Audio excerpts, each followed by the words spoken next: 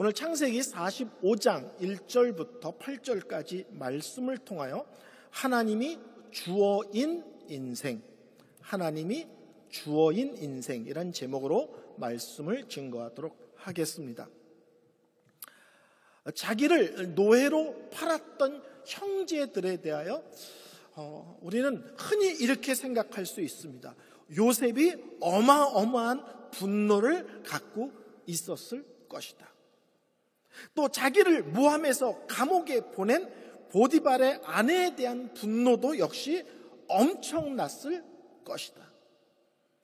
그리고 감옥에서 꿈을 해몽하고 복직된 술 맡은 관원에게 나를 꼭 기억해 달라고 얘기했는데 2년이 지나도록 그 기억을 하지 못하고 자기를 잊고 사는 술 맡은 관원에 대해서도 대단한 섭섭함이 있었을 것 같습니다.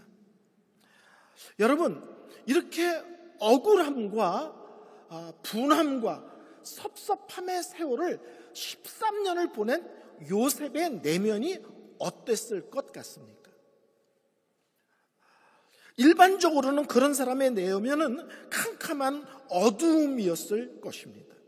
얼굴은 어두울 뿐만 아니라 어떤 면에서는 아주 독이 서린, 그냥 누구든지 건드리면 가만 안 놔둘 것 같은 무서운 얼굴로 변해 있었을 것만 같습니다. 눈도 쫙 찢어져가지고 쫙 옆으로 쳐다보면 그냥 소름이 이렇게 오싹하고 이렇게. 그런 사람 보셨습니까? 제가 일본 여행을 자주 가는데 제가 머문 숙소 밑에 유명한 라면집이 있다고 그래서 그 라면집을 갔는데 그 라면을 끓여주는 주방장이 거의 야쿠자 같이 생겼어요. 그래가지고 라면을 시키고 이게 받아 먹어야 되나 막 그랬는데 줄 때는 우리식으로 하면 여기 있습니다 이러고 주는 거예요. 그래서 되게 놀랐습니다. 그냥 눈이 쫙 찢어지고 막 살기가 있고 한마디만 하면 척 쳐다보면 그냥 섬뜩한 그런 모습일 거란 생각이 들지 않습니까? 뭐라고 하는데 그 사람 말에 말대꾸 하면은 그냥 그 입에서 막 독이 쏟아져 나올 것 같은 느낌이 들지 않습니까? 언젠가는 기회가 되면 복수하리라, 가만두지 않으리라. 13년의 세월이 제 칼을 갈고 있었던 세월처럼 느껴지지 않습니까? 근데 오늘 성경의 본문은 놀랍게도 요셉이 참 따뜻한 사람으로 보여지고 있습니다. 그리고 아주 넉넉한 사람으로 보여주고요. 더 재미있는 것은 눈물의 사나이야, 눈물이 아주 많은 사람으로 기록하고 있습니다. 성도 여러분들이 42장부터 50장까지 성경을 읽어보면 요셉이 눈물을 흘렸다는 얘기가 얼마나 자주 반복되는지 모릅니다. 오늘 본문에도 45장 2절에는 큰 소리로 울었다, 14절에는 목을 안고 울었다, 15절에는 입을 맞추고 안고 우니, 아무리 봐도 우리는 이 사람에게 복수의 칼을 갈았던 요셉, 분노에 차 있는 요셉, 살기가 넘치는 요셉, 이런 모습은 전혀 발견할 수 없습니다. 눈물이 많다는 것은 어떤 면에서는 아직 감정이 메마르지 않았다는 거고요, 마음이 부드럽고 따뜻하다는 거고요, 그리고 미움보다는 용서가 훨씬 크다는 의미일 수도 있습니다. 어찌 이럴 수 있을까요? 어찌 이럴 수 있을까요? 그 긴 세월을 억울함과 분함으로 보낼 수밖에 없었던 요셉의 모습이 어찌 이럴 수가 있을까요? 그 단어를 한 단어로 설명한다면 용서라는 단어로 설명할 수 있습니다. 요셉이 이렇게 자기를 힘들게 한 사람을 어떻게 용서할 수 있을까? 그것은 한마디로 하면 하나님의 놀라운 역사에 대한 이해가 있을 때 가능합니다. 억울해, 분해, 못 견디겠어, 못 참겠어, 가만 안 놔두겠어. 근데 자기 삶을 돌아봤을 때 그 모든 것이 하나님의 세밀한 계획이 있으셨고, 역사하심이 있었고, 인도하심이 있었고, 하나님의 놀라운 뜻이 있었다는 것을 알 때 그 모든 것이 용서로 설명할 수 있는 사람으로 바뀝니다. 오늘 45장 5절부터 8절까지 다시 한번 읽겠습니다. 당신들이 나를 이곳에 팔았다고 해서 근심하지 마소서, 한탄하지 마소서. 하나님이 생명을 구원하시려고 나를 당신들보다 먼저 보내셨나이다. 이 땅에 2년 동안 흉년이 들었으나 아직 5년은 밭갈이도 못하고 추수도 못할지라 하나님이 큰 구원으로 당신들의 생명을 보존하고 당신들의 후손을 세상에 두시려고 나를 당신들보다 먼저 보내셨나니, 그런즉 나를 이리로 보낸 이는 당신들이 아니요 하나님이니이다. 하나님이 나를 바로에게 아버지로 삼으시고 그 온 집의 주로 삼으시며 애굽 온 땅의 통치자로 삼으셨나이다. 요셉은 이렇게 얘기합니다. 당신들이 한 것 안 합니다. 이 모든 것 당신들이 한 것이 아니라 실제로는 하나님이 하셨습니다.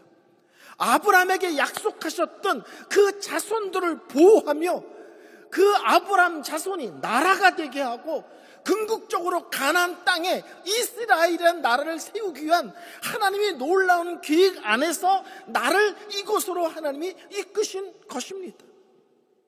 그리고 나를 사용하셨습니다. 이 일을 위해서 나를 먼저 이 땅에 보내셨을 뿐입니다.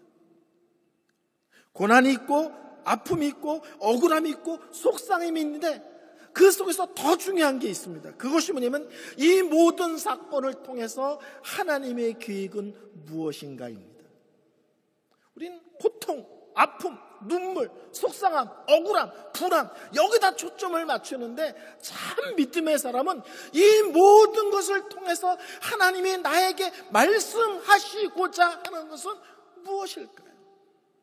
이 모든 것 속에 하나님의 계획은 무엇일까요?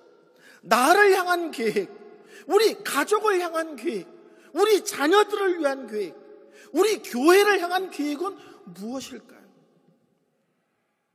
하나님은 이 일을 통해서 무엇을 깨닫기를 원하시며, 무엇을 내려놓기를 원하시며, 무엇을 바꾸기를 원하시며, 무엇을 포기하기를 원하십니까? 이것입니다. 저는 신앙생활하고 또 목회할 때마다 이해할 수 없는 크고 작은 힘듦에 직면할 때마다 새벽 예배 하나님께 기도하는 것이 문제를 해결하여 주시옵소서가 아니라 하나님께 끊임없이 묻습니다.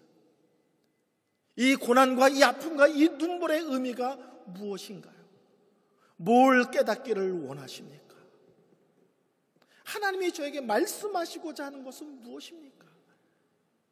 이 아픔과 눈물 뒤에 숨어져 있는 하나님의 계획은 무엇입니까? 그거를 알게 해주세요. 42장 9절에 보면 요셉이 자기가 꾼 꿈을 생각합니다. 언제? 형들이 자기 앞에 와서 계속 절을 하고 엎드리는 사건들이 벌어집니다.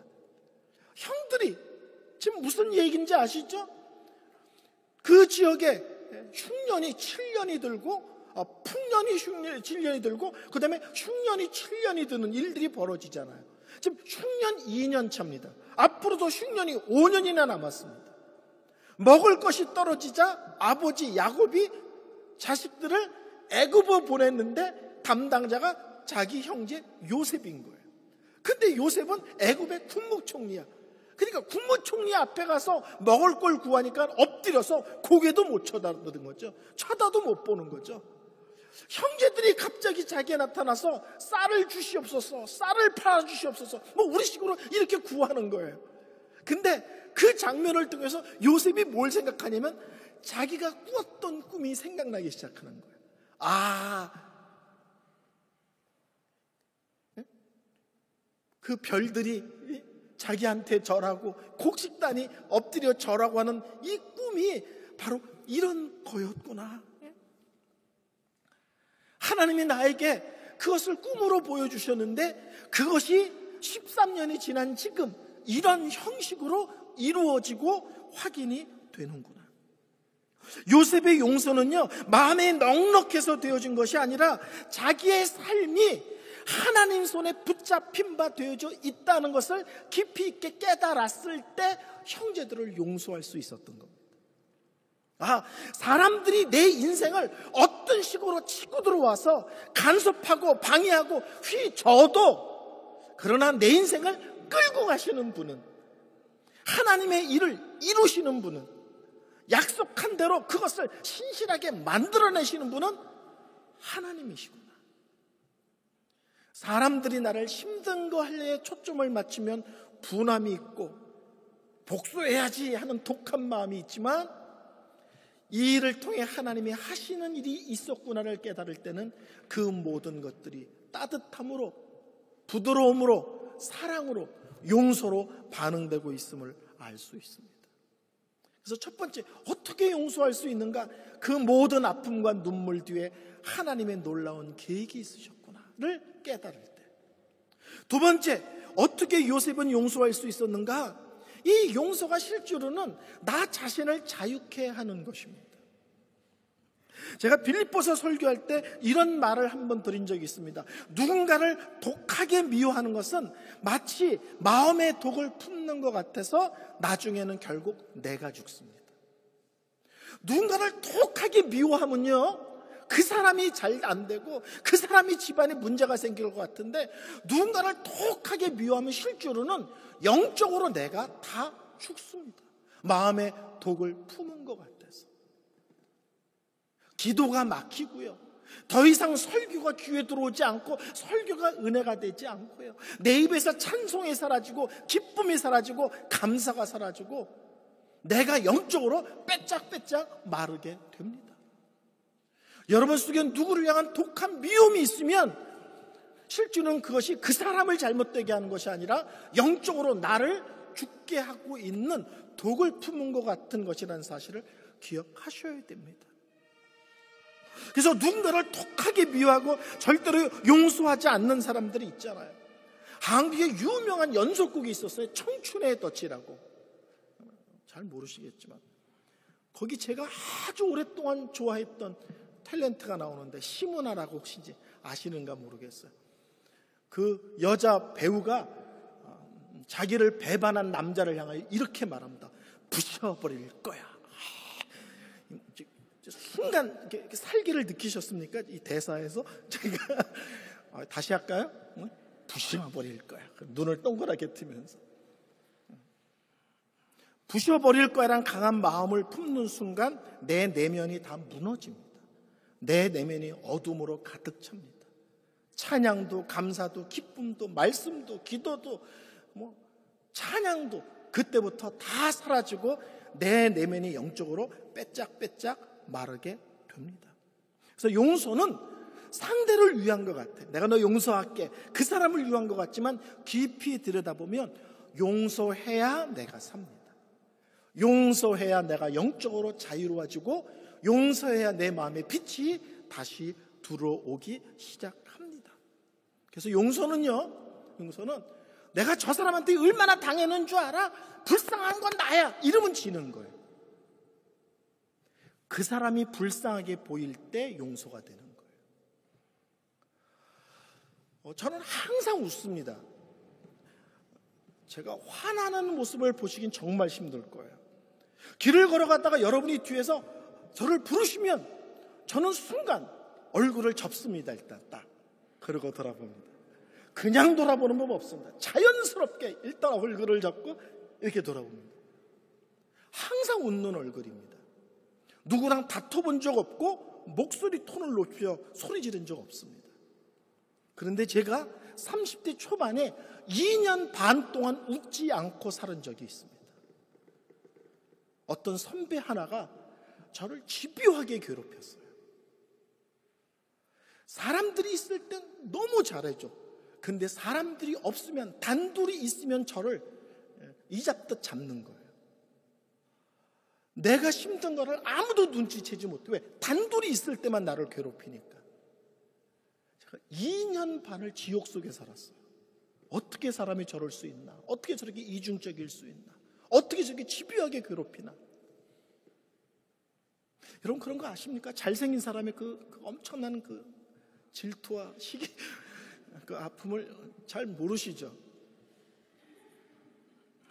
제가 수요일날 설교를 하는데 본문이, 그때도 순서대로 하는데 본문이 용서에 대한 본문이 딱 걸린 거예요. 그 사람이 미워 죽겠는데 설교 본문이 용서야. 제가 얼마나 웃긴 결정을 했는 줄 알아요? 그 사람을 미워하는 상태에서 강대상에 올라가서 용서란 설교를 할 수가 없어서 설교 준비를 포기하고 사표 쓰기로 결심했어요. 날이 밝으면 교회다 사표 쓰고 교회를 떠나겠다. 나는 누군가가 미워 죽겠는데 입으로만 용서를 얘기할 수 없다. 그리고 그날 밤을 꼬박 새웠습니다. 너무 고통스러워서. 그 사람이 미운 것도 힘들고, 그 사람 때문에 교회를 떠나는 것도 힘들고, 그 사람 때문에 설교를 중단하는 것도 힘들고. 근데 새벽 3시인가 4시인가 되었는데요, 갑자기 하나님께서 제 마음에 이런 마음을 주는 거예요. 그 사람 얼마나 불쌍하니, 이런 마음을 주시는 거예요. 어떻게 사람이 저렇게 나를 괴롭힐 수 있어? 여기다만 초점을 냈는데, 저런 식으로 인생을 사는 저 사람이 얼마나 불쌍한 사람이니. 근데 갑자기 그 사람이 너무 불쌍하게 보이는 거예요. 그러고 나니까는요, 그 사람의 부인이 너무 불쌍한 거예요. 저런 남자랑 평생 같이 살 저 여자가 너무 불쌍한 거예요. 그 다음에는요, 그 집에 애들이 불쌍한 거예요. 저런 사람하고 아빠로 평생 살 애들은 얼마나 힘들까, 가정에서. 그때부터 제가 눈물 콧물 흘리면서 그 사람 하나님 불쌍한 사람입니다. 그 다음에는 하나님 그 사람 안에 너무 불쌍합니다. 그 다음엔 그 집의 자녀 눈물 콧물 흘리면서 저 사람을 어떻게 고쳐주세요도 아니고요, 내가 얼마나 힘든지 아시죠? 하나님 복수해 주세요가 아니라 그 사람뿐만 아니라 그 가정 하나하나가 너무 불쌍해서 눈물 콧물 흘리면서 그냥 불쌍한 사람 하나님 위로하시고 회복시켜 주시고 건강한 믿음의 사람 되게 해달라고. 그리고 그날 제가 설교를 했는데요, 부흥회도 아닌데 제가 설교만 하면 온 성도들이 아멘 아멘, 말만 떨어지면 막 이러는 거예요. 그때 제가 놀라운 것을 깨달았어요. 용서는 그 사람이 불쌍하게 보이는 것이다. 그 사람이 나에게 어떤 짓을 했든지 그렇게 사는 것, 그렇게 행하는 것, 그렇게 말하는 것, 그렇게 눈짓하는 것, 그것이 무엇이든지 이게 불쌍히 보이는 것이구나. 지금도 저는 그분이 문득 생각이 나면 항상 축복하는 기도를 합니다. 그 가족을 위해서. 지금도 세월이 오래 지났지만 이렇게 생각이 나면, 오늘 50장 12절부터 21절까지 보면 아버지 야곱이 죽습니다. 그러니까 형제들이 바짝 긴장을 한 거예요. 아버지가 계실 때는 요셉이 우리를 냅뒀는데 아버지가 돌아가셨으니 이제 우리 큰일 났다. 이제 결단 났다. 근데 요셉이 이런 얘기를 합니다. 내가 하나님을 대신하겠습니까? 아버지가 돌아가셨으니 이제 내가 모든 형제와 당신들의 그 가족들을 이제부터 제가 기르겠나이다. 다른 말로 하면 이제부터 제가 다 책임지겠습니다. 걱정하지 마십시오. 아버지가 돌아가신 뒤에 요셉의 복수를 두려워했던 형제들에게 당신뿐만 아니라 당신의 가족들까지도 내가 다 책임지고 꼼꼼하게 챙길 것이니 염려 붙들어 매십시오. 이렇게 얘기를 합니다. 하나님의 은혜를 깨달은 자에게 주시는 것 중에 하나가 사랑의 마음, 용서의 마음, 따뜻한 마음, 넉넉한 마음입니다. 그래서 실제로는 저 사람이 믿음이 좋아 라는 말은 기도를 잘해, 성경에 박식해가 아니라 날마다 사랑이 깊어졌어, 작년보다 더 따뜻해졌어, 작년보다 더 부드러워졌어. 이것이 실제로는 믿음의 성숙한 모습의 특징입니다. 마지막으로 세 번째, 용서는 놀랍게도 기억조차 치료하는 치료제입니다. 여러분, 예수를 믿는다는 것이 뭐냐를 여러 가지로 설명할 수 있는데 그 중에 하나는 해석하는 은혜를 받는 것입니다. 예수를 믿는 게 뭐냐? 여러 가지 정의 내릴 수 있는데 그 중에 하나 해석하는 은혜를 받는 거예요. 뭘 해석하냐? 내 살아온 인생을 믿음 안에서, 은혜 안에서, 성령 안에서, 말씀 안에서 다시 해석하는 거예요. 용서는 아픈 기억과 상처를 잊어버리는 게 아니고요. 그런 사람도 있죠. 술 먹고 잊어. 그런 사람도 있죠. 술 먹고. 아니, 용서는 잊어버리는 것이 아니라 그 아픔과 눈물을 다르게 해석하는 것입니다. 잊어버리는 게 아니라 다르게 해석하는 거예요. 그 아픈 기억 속에 믿음의 원리 가운데 이것이 지금의 내 삶 속에 얼마나 감사를 풍성하게 했는가. 그 눈물과 아픔이 지금 나를 얼마나 영적으로 단단하게 하고 성숙하게 했는가. 그 억울함과 분함이 놀랍게도 내 안에서 어떻게 역사해서 지금에 있는 자리로 옮아오게 했는가. 눈물 있고 억울함이 있고 고통이 있는데 믿음 안에서 새롭게 해석하는 거예요. 아, 그때는 몰랐는데 지금 보니까 그 아픔이 나를 많이 단단하게 했구나. 저는 그 사람과의 갈등 속에서 놀라운 것을 하나 깨달았어요. 누구와도 다툰 적 없고 언성을 높인 적이 없기 때문에 저는 정말 괜찮은 사람인 줄 알았어요. 근데 뭘 깨달았는지 아세요? 흙탕물을요 가만히 놔두면요 불순물이 밑에 다 가라앉고 위에는 깨끗한 물만 뜹니다. 그래서 저는 깨끗한 물만 보고 나는 괜찮다고 생각했는데 누가 젓갈을 넣고 휘 저으니까 밑에 있던 게 다 올라오는 거예요. 제가 뭘 깨달은지 아세요? 그 사람과의 갈등 속에서 내가 괜찮은 사람이 아니라 누가 내 내면을 휘젓지 않아서 괜찮은 것처럼 보인 거예요. 그 사람이 내 내면을 휘저으니까 나도 밑에서 온갖 오물이 다 올라오더라고요. 어디까지 올라와요? 목회자가 교회를 사임하고 떠나겠다는 생각까지 드는 거예요. 그 사람이 얼마나 미운지.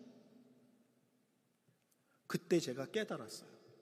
그 사람이 나쁘다 좋다를 떠나서 이 사건을 통해서 내 안의 내면이 얼마나 부끄러우며 얼마나 오물이 많으며 얼마나 구역질 나는 것이 나 역시 얼마나 많은 부끄러운 인생인지를 그 사람과의 갈등을 통해서 제 정체를 제 스스로 알게 됐습니다.